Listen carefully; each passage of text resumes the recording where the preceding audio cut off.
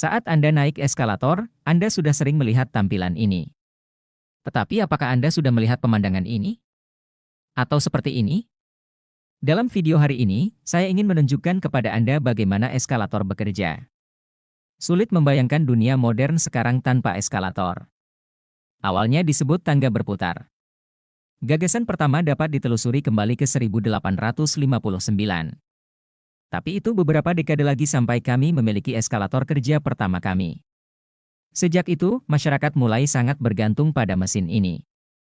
Eskalator paling berguna di beberapa tempat di mana ada sejumlah besar orang untuk dipindahkan. Seperti bandara, mal, dan sistem kereta bawah tanah.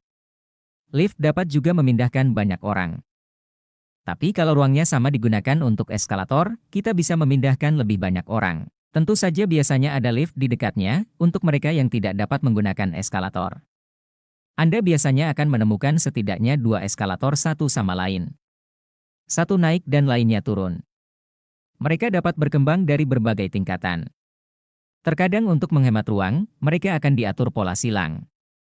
Namun tata letak akan berubah tergantung kebutuhan tempat.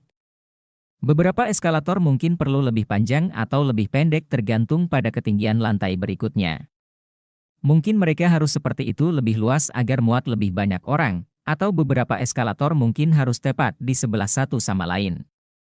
Terkadang tangga ada di tengah bagi yang ingin jalan kaki. Dan pada beberapa kesempatan, eskalator semuanya akan menjadi menunjuk ke arah yang sama. Ini membantu ketika Anda ingin mengarahkan arus lalu lintas menuju pintu keluar. Jangan lupa variasinya seperti trotoar yang bergerak atau bahkan eskalator spiral. Ya, mereka benar-benar memilikinya. Tetapi untuk video ini, mari kita lihat ke dalam eskalator biasa. Ada serangkaian langkah individual yang membentuk tangga bergerak. Mereka memiliki punggung di bagian atasnya dan terkadang terbuat dari karet sehingga mereka memiliki pegangan yang lebih baik.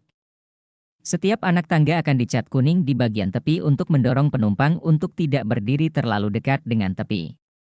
Anak tangga ini akan jadi datar saat mereka di atas dan itu hal yang baik.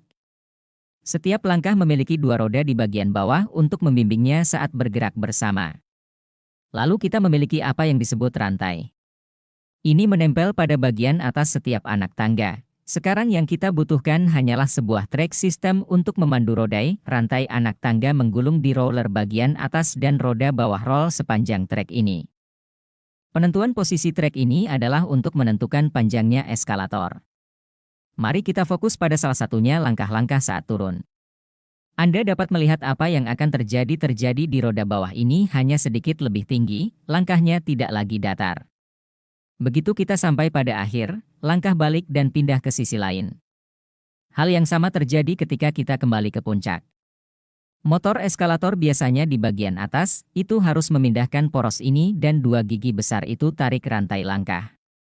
Sekarang kita hanya menghubungkannya dengan lebih banyak roda gigi dan rantai. Sekarang datang beberapa gigi lagi. Ini terhubung dengan yang lain rantai kecil di bawahnya. Inilah yang menggerakkan pegangan. Sangat penting bahwa pegangannya bergerak dengan kecepatan yang sama persis dengan pijakan kaki. Semua bagian ini ditempatkan di dalam bingkai logam yang kuat yang disebut tiang penopang. Di bagian atas dan bawah eskalator adalah apa yang kita sebut piring sisir. Langkah-langkahnya tepat di bawahnya karena punggung mereka saling berdekatan. Jika punggung bukit tidak ada di sana, itu akan jauh lebih mudah untuk sesuatu yang macet.